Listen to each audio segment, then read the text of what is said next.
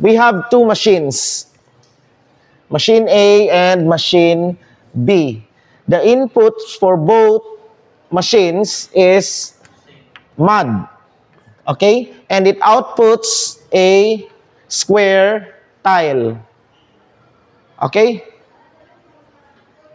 Now, in this one, what you will input is the side. Now, the maximum tile, the largest tile that this machine can make is 4 square units, 4 square feet. Okay? That's the largest. And the smallest is, 16 di. The largest that this one can make is 16 square feet. The same thing with this one here. It can make up to 16 square feet of square tile. That would mean that by dimension, the largest that this one could make is 4 by 4 and the same as this one. Okay? But the difference is that this machine right here, you're going to input the side. So meaning, what is the minimum size that you can, assuming that the minimum is 1 by 1. So the minimum is 1 and the maximum will be 4. Okay? Because it's the side. When you input 4, it will give you a tile of sides 4. That would mean the area would be 16. How about this one? You have dire. What you will input is the area instead. So since the minimum is just 1, so this is 1 goes up to 16. So the maximum that when you input it will give you a 4 by 4. So the same as this one right here. Nakuha ninyo? So pareho lang ginahatag na mga sizes. The minimum dire kay 1 by 1, the maximum is 4 by 4. Dire kay a minimum area of 1 square, that would mean by 1 by 1, and the maximum area of 16. That would mean 4 by 4 because it is we are actually dealing with squares. Now, one day, the dials right here, or the whatever is that. Say the input, you could no longer input, and instead the machine will randomize between the minimum and the maximum. The same with one here. As soon as the mud gets into the machine, it will randomize from 1 to 16. It will randomize from 1 to 4. But the number here would mean area, while this one here would mean 16. 16 sides. Okay? So you have now styles measured from here, made from this machine, right here, and made from this machine. Now, the question now is, since, assuming that the randomization is uniform, meaning that there's an equal chances of whatever sizes that you can make, will these two machines create the same, what do you call this one? Profit. Since random siya, I don't have control, then the question now is that, which machine will I use? Will this produce the same profit? Okay? Will this produce the same profit? And if they do not produce the same profit, which machine will give the greater advantage, meaning greater profit? Okay, so there, when we say profit, assuming that pricing is directly proportional to the area, okay? So the greater the area is the greater the profit. So that would mean, what should we do? What do you think should we do in order to know which one would give me a better profit?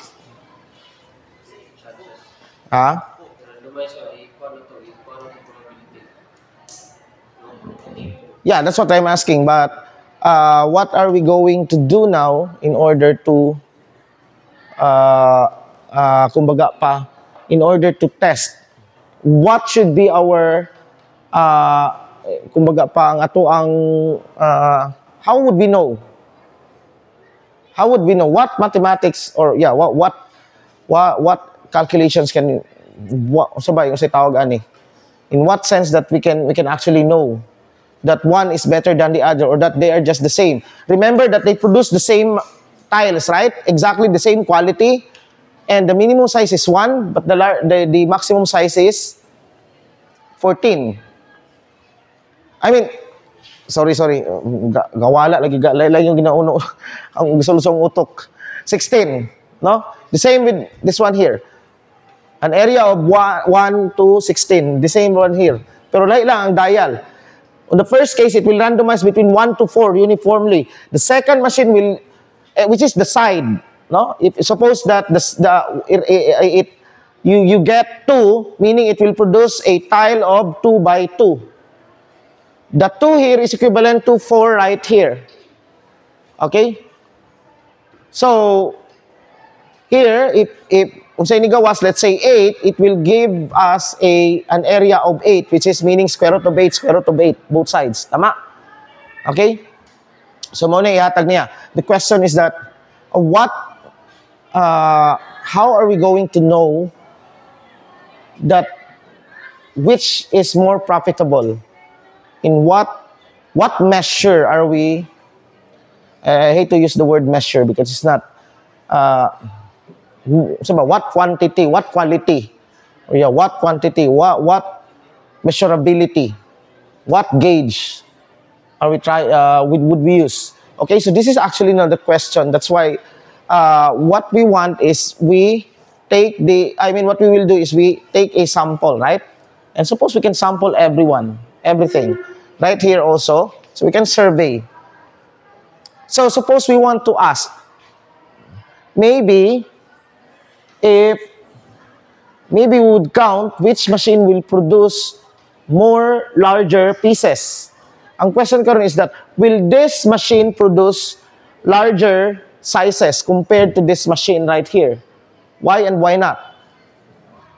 I mean, there are many more large sizes in machine A than in machine B, or that are there any more large sizes? Because that's the way that you're going to know. If there are more large sizes in A, then A will give us a greater profit. Tama?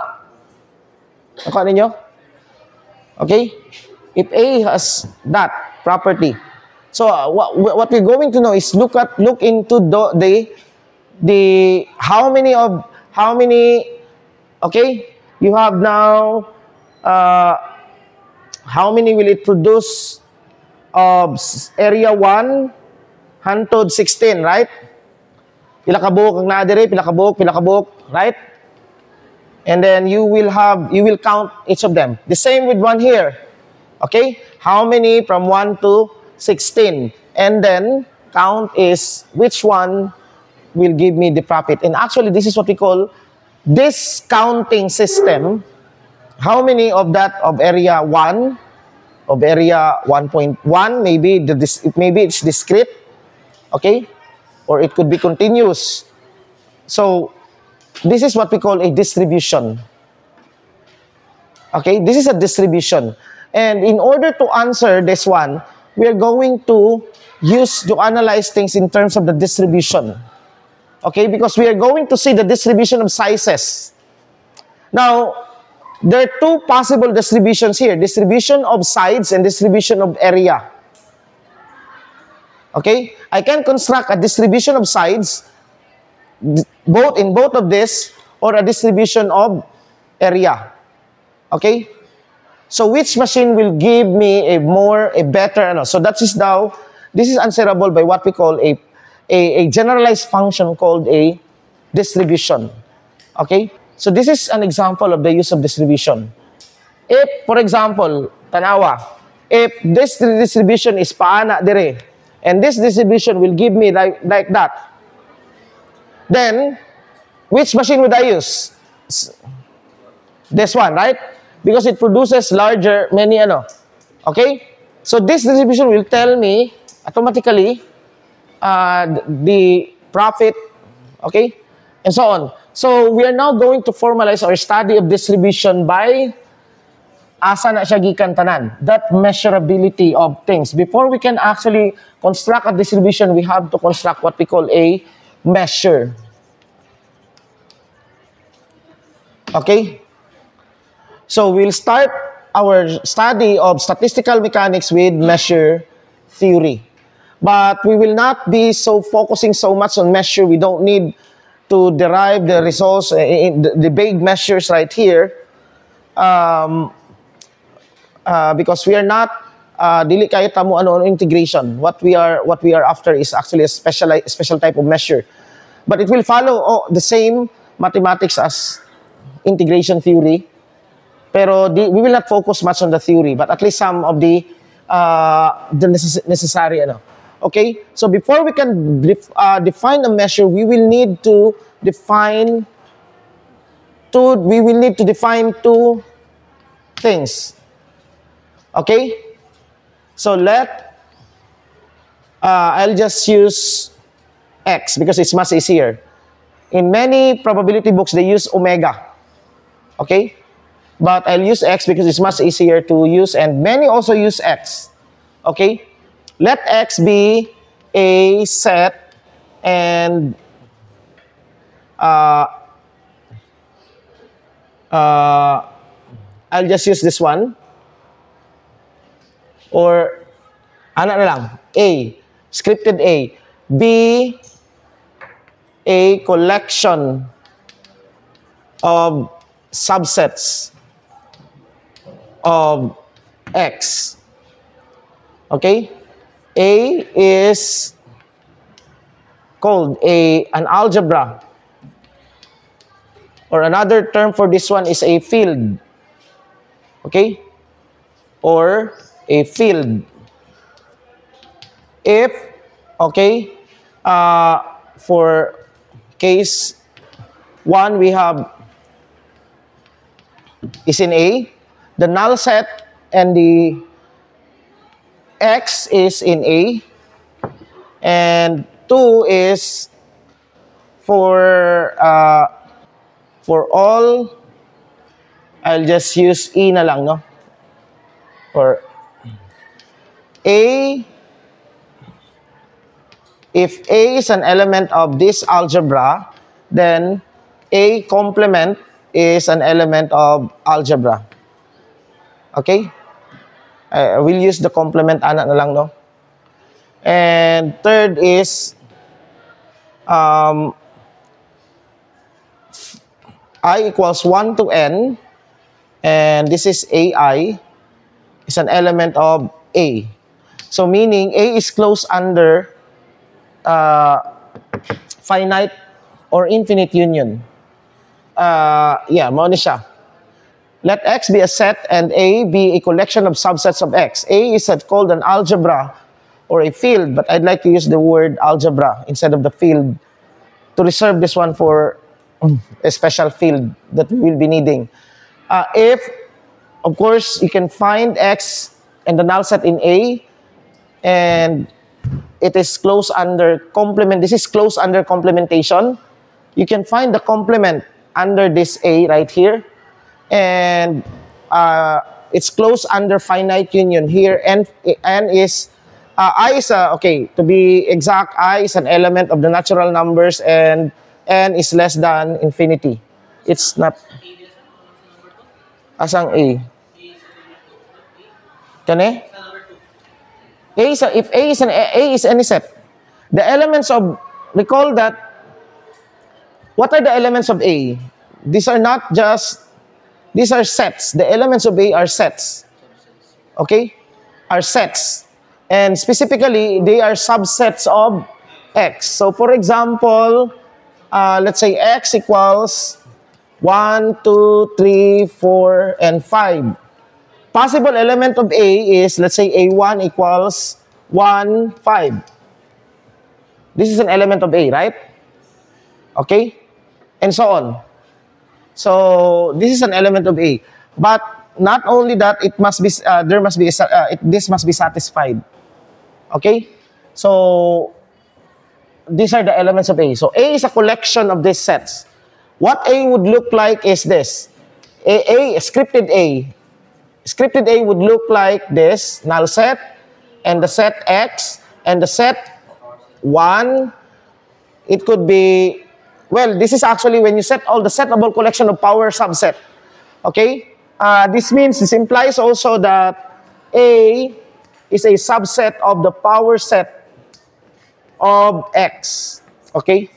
The power set contains all the possible subsets of any given set. Okay? And the next definition, this is definition 1. And definition 2 would be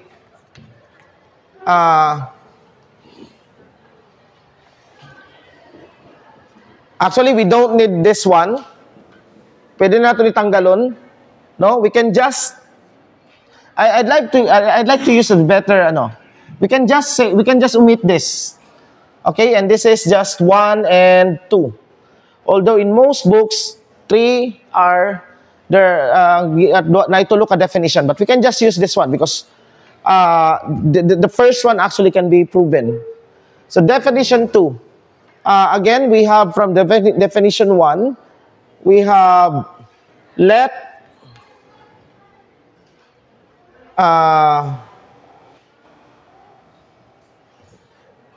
maura gihapon no sa ako na lang isulat, let A be a set, and I'll just use a different script here.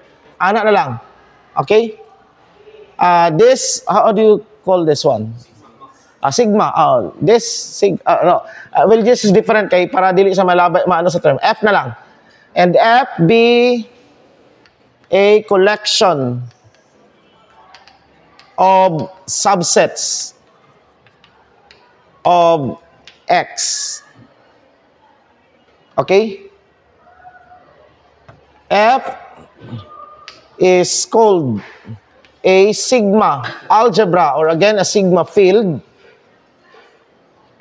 If, okay, first is same. If A is an element of this field F right here, implies that A complement must be in F. And the second one is the union of I equals 1 to N, AI, I is an element of N. Now, there's no restriction for this N. In fact, this could go to infinity. This is infinity or not infinity. Or I'll just, to emphasize this is N. And then N is just, it could be between 1 to infinity, including infinity. Okay? So, meaning that the only difference between an algebra and a sigma algebra is that this allows for an infinite union.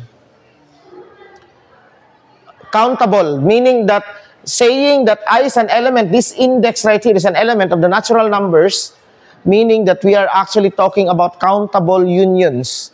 Because there are actually, in general, we can have arbitrary unions. Uncountable union, whenever our indexing set is an element of a non-countable set. Pwede na sa may tabo. Okay?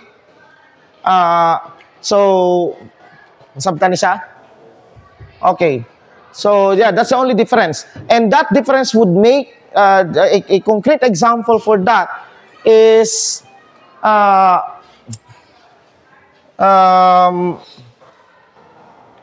I think, an example for this one, which is an algebra, and not an algebra,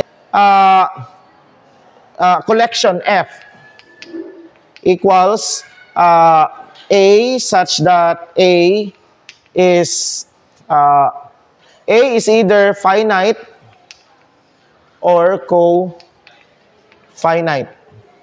Okay, what is a finite set? A finite set, of course, its cardinality is finite. It's not infinite. A co-finite set is an infinite set whose complement is finite. Okay? Its complement is finite.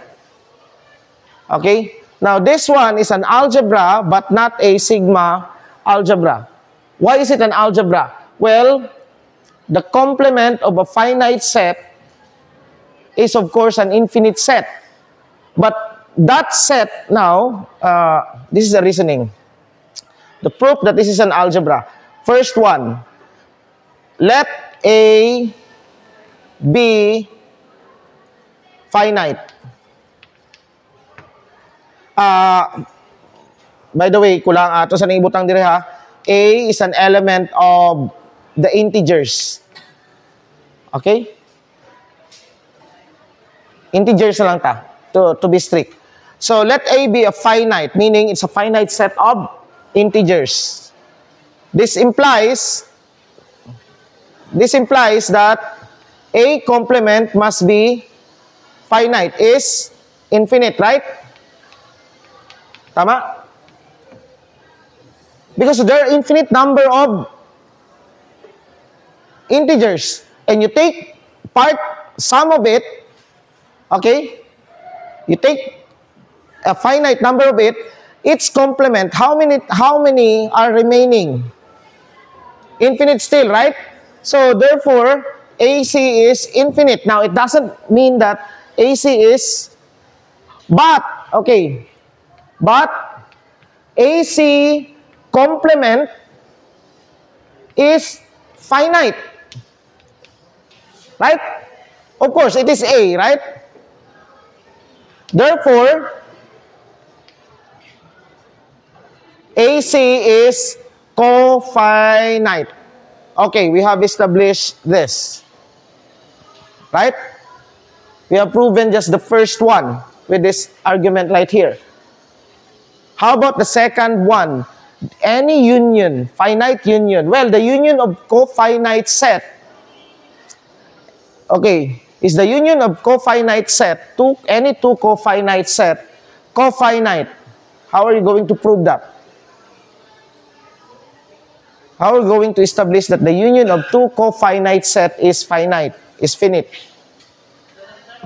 The union of two cofinite sets is cofinite. Well, it's easy to see. But, okay, I'd like you to, it's easy actually to see that you have a cofinite set. First one, the union of two finite set must be finite. This is the easiest, right? How about the union of two cofinite sets? How are you going to prove that? That the union of two cofinite sets must be cofinite. Okay, what's the argument?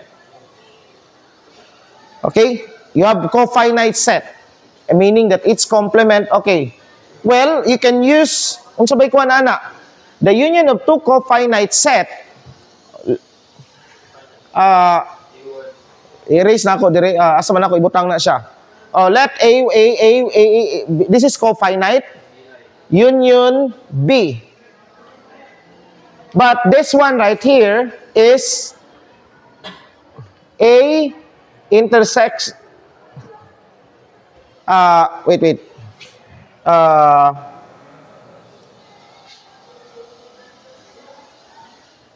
A intersection B complement, right? Ay, wait. Na-complement din yung complement. Okay. This is A complement, intersection B complement, right? Okay? This one. This is De Morgan's laws, tama?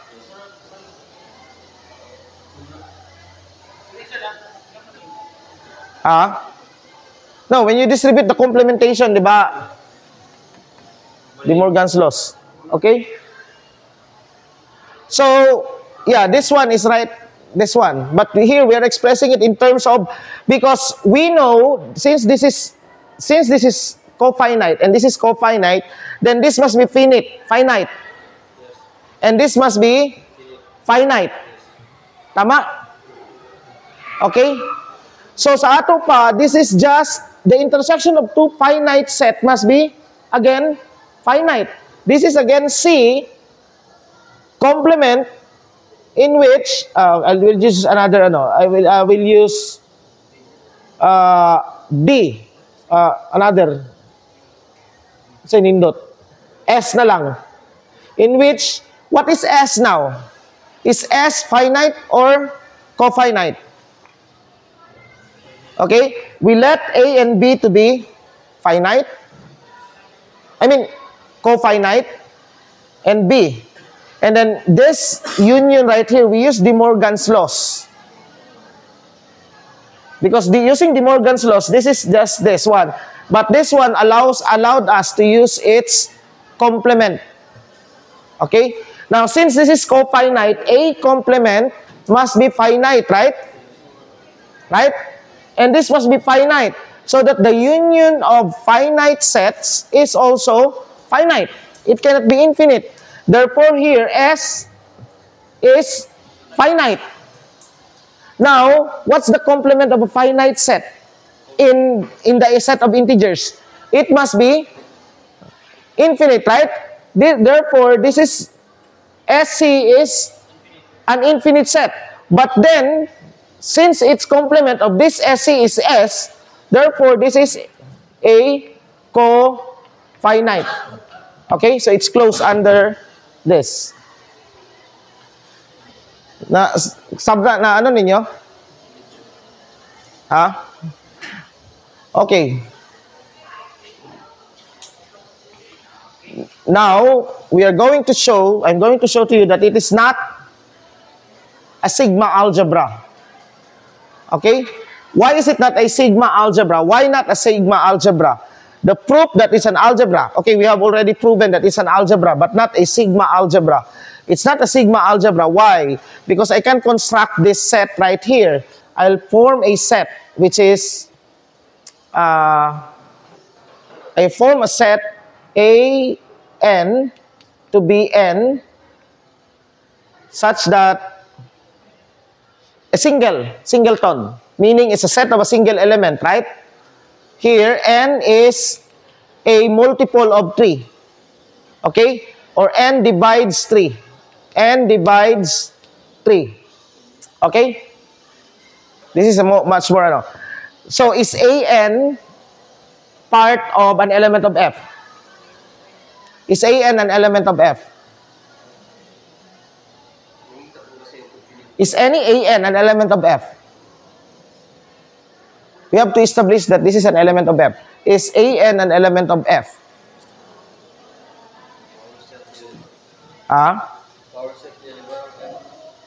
No, F. This is our F. A is either finite or cofinite. Is AN an element of F? For any N. Meaning A1. How about A1? Is this an element of F? Yes, because it is finite, right? That is just, usay sulod ani, this is just 1. Tama? This is just 1, right? This is just 1. A2 is just 2. Now, I'll form an infinite union. I'll take the union now for all n equals 1 to infinity of A n. Now, certainly, this is an infinite set, right? Okay? This is an infinite set. The thing is that is this an element of F? Is this union an element of F? Why no? Or why yes? And obviously it's no, because this is the proof that it's not a sigma algebra. It fails. This is not an element of F. Why? Because this will give us the set N such that N is all multiples of 3. So sa ato pa unsa ni siya? 3, 6, and so on, right? How many elements are there? Infinite. But then, okay lang pag infinite, right? As long as it is cofinite. But what's the complement of this? Take the complement of this set. And the complement of this set is infinite. Therefore, this union must not be in F. Nasabtan ninyo? Okay? What do you mean either? And, yung ginaano? No, kani, imong i-complement ni siya, 369, the complement of that is infinite. Asa? Oh. Okay? So, this is a... Now, okay, this is a theorem. Theorem. If F is a sigma algebra or an algebra, it's an algebra na lang. So, ibig sabihin, it will follow. Not all algebras are sigma algebra. So, we'll use a sigma algebra here. So, meaning every sigma algebra is an algebra. Okay?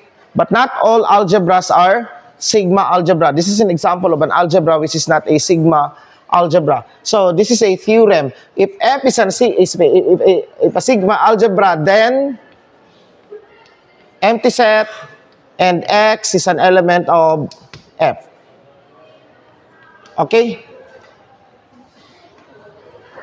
So, this is a theorem which is actually ginaano sa katong as the first definition, diba? So, that's why we don't need this one. Well, the proof of this one is easy. Okay? We use the complementation. Okay? Let A be an element of F. Since F is a sigma algebra, then this implies that A complement is in F. But then, since F is a sigma algebra, therefore, since F is a sigma algebra, okay, ato na lang, one line nato, no? And this implies that since F is a sigma algebra, then it is closed under union, finite or countable unions. Okay?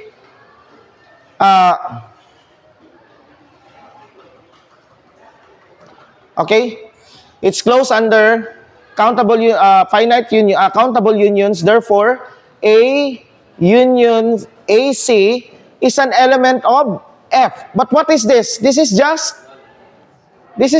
X. Right?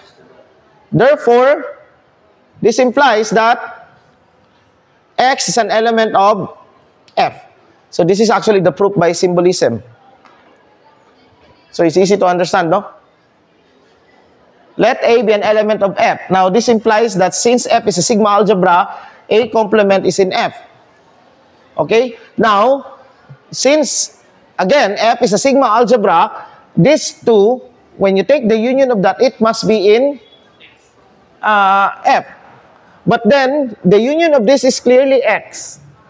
Okay? So that's the proof of this one. How about the second one? Okay, since X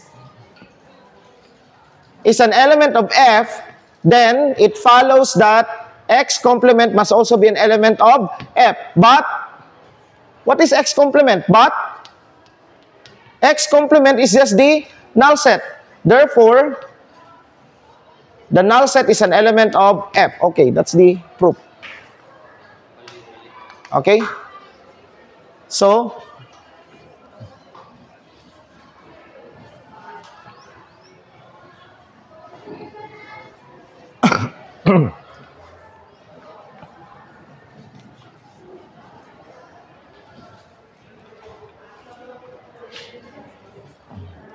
okay.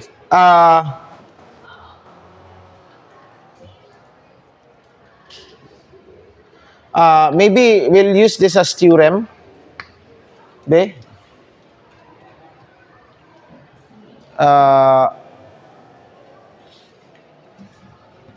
Theorem or theorem na lang. Not necessarily proven. Actually, lemma. We'll just use lemma na lang siguro. Lemma. Let F be a collection of sets. Be a collection of subsets. Or a collection of sets. F is a collection of sets. Then, there exists, before this, ano na lang sa theorem. Theorem. I'll just write this as theorem. Theorem. Let F1 and F2 be sigma algebras. F1, then F1 intersection F2 is a sigma algebra.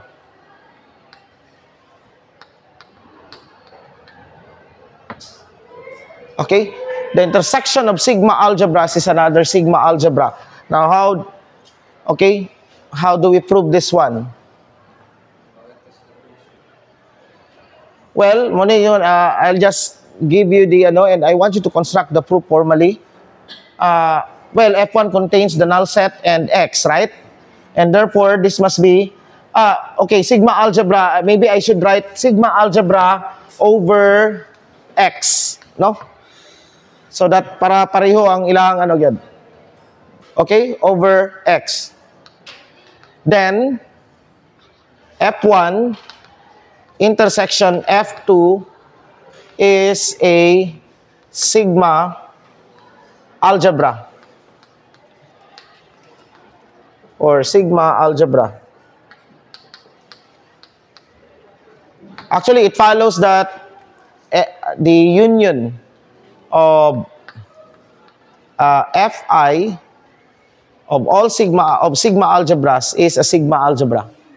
Okay, it is a sigma algebra. Now, of course, the first one is how can you prove? We'll run out of time if we're going to prove this. We still have to discuss pila pa ka ano. So I leave this one to you to know, to show, and when I say I leave that one to you, work it out. Palihog lang. Di mo kakuha og StatMech, advanced StatMech pag di mo kapasara ni nga subject. Nasabtan ninyo? Okay. So, look it out. How do you prove that the intersection of sigma algebras is another sigma algebra? Now, how about the union? Is the union of sigma another sigma algebra now? Tanawan ninyo. Well, of course, you can ask ChatGPT for that. Kabalo naman mo no? But just be sure that you have understood every argument of it. Because in your quiz, it will be proving like this.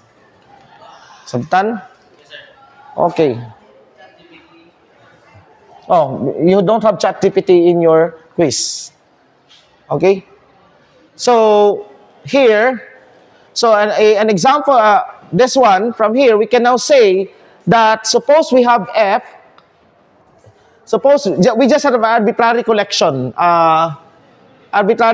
Maybe let's just use A of set. These are collection of sets, no?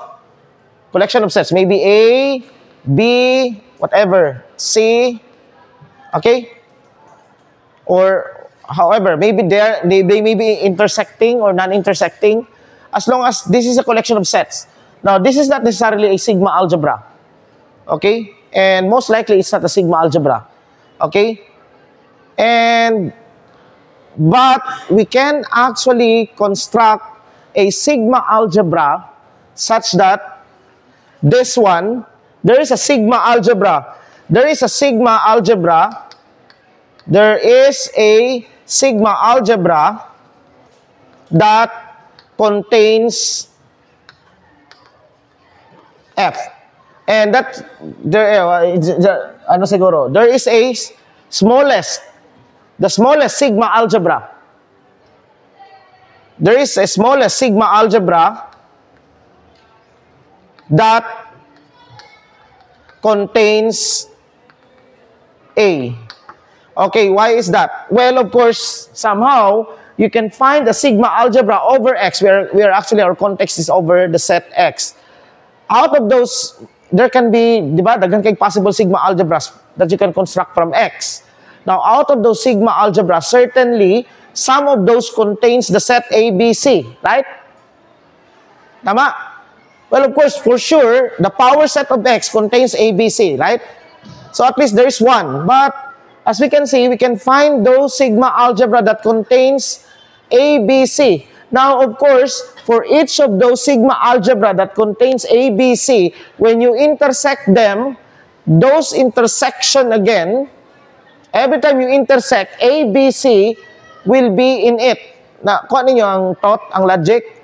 Nakakay sigma algebra nga na ay ABC, no? ABC. You have another sigma algebra which contains ABC, right? And you have another sigma algebra which contains ABC. Now, since the intersection of all of this, we are guaranteed that when you take an intersection, no, a countable intersections of this sigma algebras, every time we intersect it, it creates another sigma algebra. Then if for the nth time, since ABC is common to all of them, ABC is still contained in the up to when you take the countable intersection to infinity, and that contains ABC, and this is the smallest sigma algebra. Okay, this is the smallest sigma algebra that contains the set A, B, and C. Okay, so for any given element or any given subsets of any set, we can find the smallest sigma algebra that contains those set. And that's actually an important fact for the next nga, ano na to. Okay? The next one is we have to define, okay, by the way, definition 3. The double X and F is called a measurable space. Measurable space. By the way, why is it called a measurable space? Because again, this is actually what sigma algebra looks like if we are going to illustrate this one. And the sigma algebra, let's say F, well, let's say X is this. No? That whole thing. So this is X. And so the sigma algebra is, of course, the null set, and of course, this set right here. And let's say, okay, ano lang, this is my X, and this is A, this is A, B. Set A is this, and the set B is this, meaning that they are intersecting. And these are elements of, subsets of X, right? Okay? Now, if we construct a sigma algebra out of this, is of course first that, and then the whole space X. And we have A, so we have this one, A. Right? And of course, A complement. So, we have this except A, right? And we have B. What is B? So, just this set. And we have B complement. So, this is X except B. Right? And now, of course, the union of all these partitions. This union dot. So, kana, saan na siya? Okay. This, right? This is A union B. And of course, again, the complement of this. Okay. So, this is kana. Yat, right? And then take the union of, okay. Nakuha? Intersection.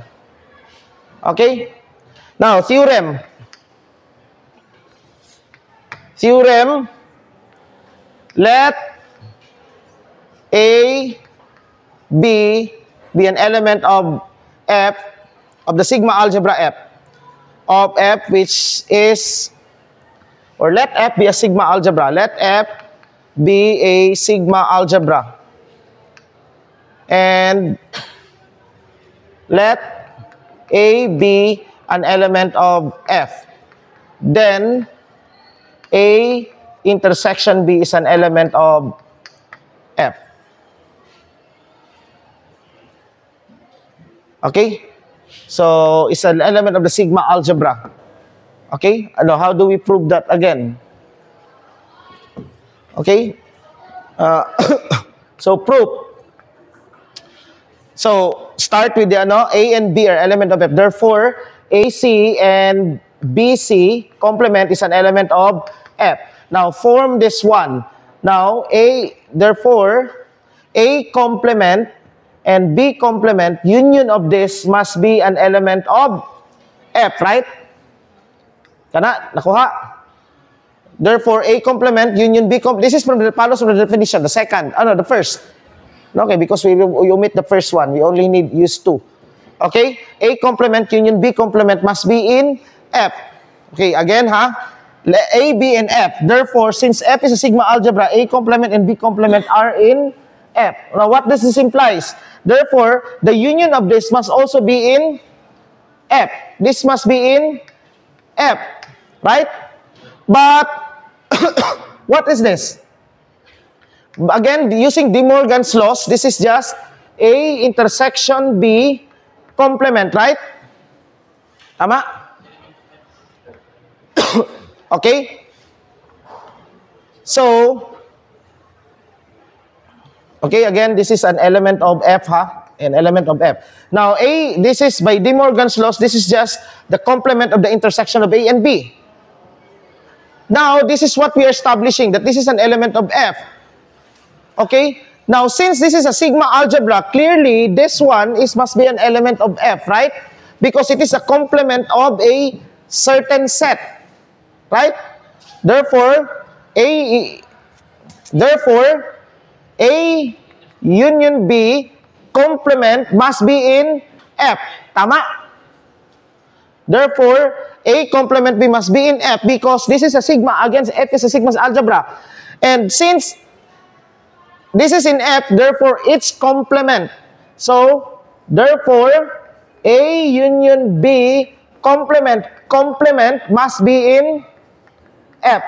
And what is the complement of the complement? That will just be this. Okay? Sinasabtan. Okay? Now, this sigma algebra is actually, kanidagan pa niya, there are still many of this possible na and this creates actually a partition where we can put what we call, that's why it's called the measurable space. It's not yet a measure space. It's still a measurable, the potential to be measured. Okay? And, okay, we'll go with this next definition.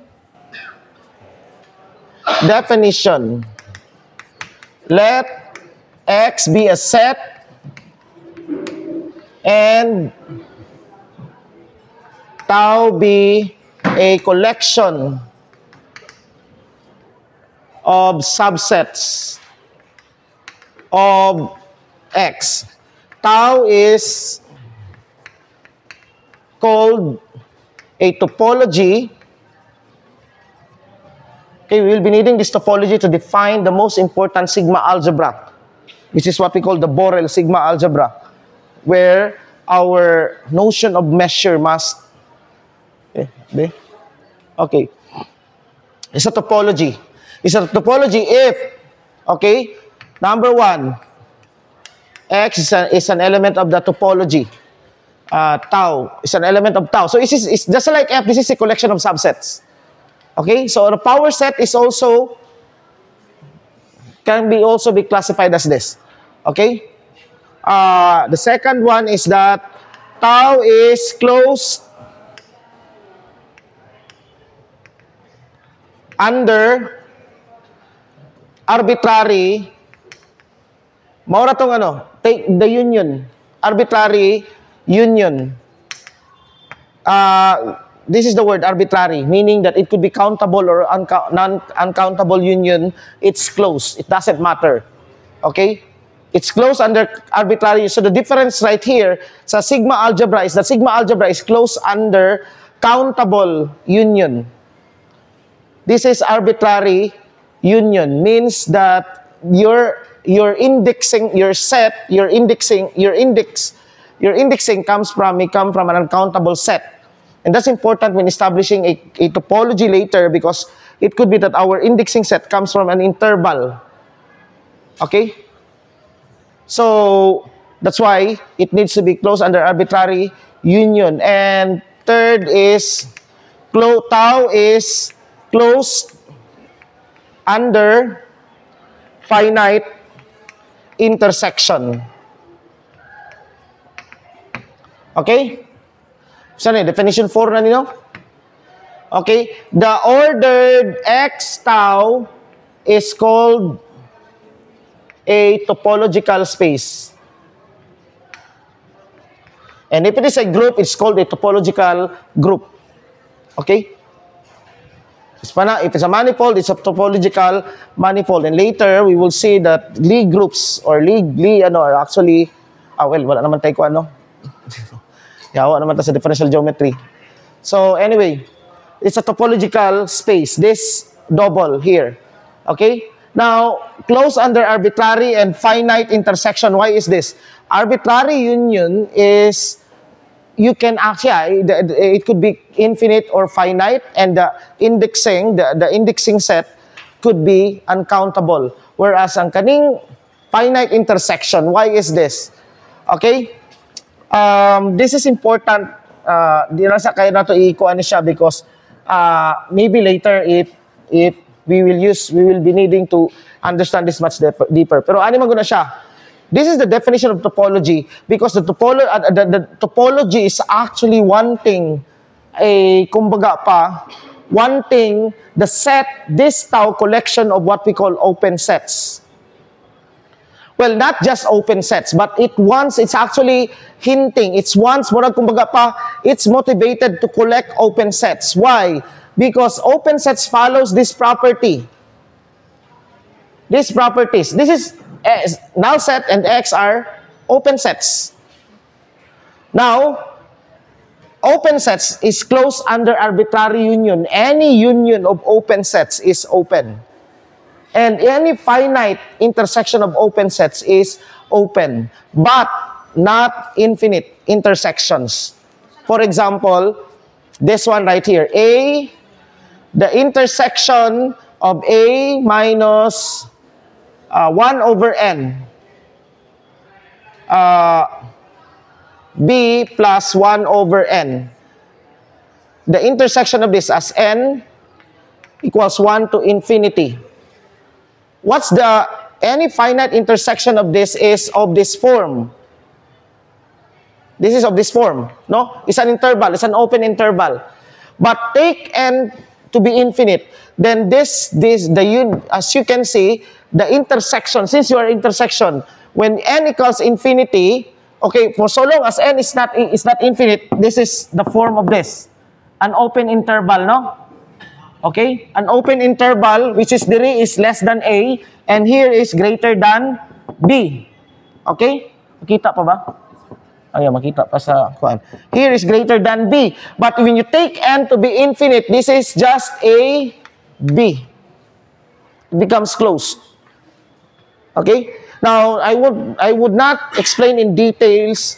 Basta, you have to understand this by intuition. That when n approaches infinity, when you take the intersection of all those, then this is just that. Okay?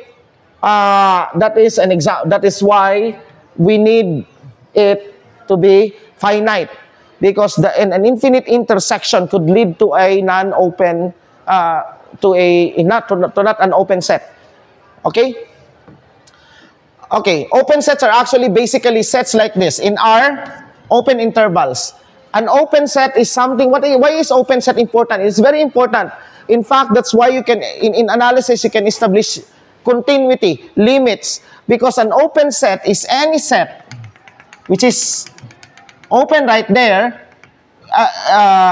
If you approach as for any part of the set, for any element in the set, at any point in the set, there is actually, you have, interval na lang, no? For an open interval, any element in that open interval, any point in that open interval is that you have a left or right. Nasa ninyo? You have a left or right. For example, 0 to 1. 0.9999999. Napa siya left? Yes, of course, dire. How about napa siya right? Yes, na siya right because there's still a number greater than that. But when you close that one, 0 to 1, or even half open dire, how about 1? does one have a right, o saba, right on it? No right, right? So, that's why it's not open. So, open is important in formal mathematics and you can see that a lot, especially in analysis. Okay? In establishing kaning open balls, open neighborhood. Okay? Because of this, what we call continuity. Okay, now it appears now in measure because from this topology, remember that this is a collection of this. We want now to build now definition 5. Let X tau be a topological space. Okay, can you still get this one? Saman, okay ra? Okay ra? Di na okay? It's too,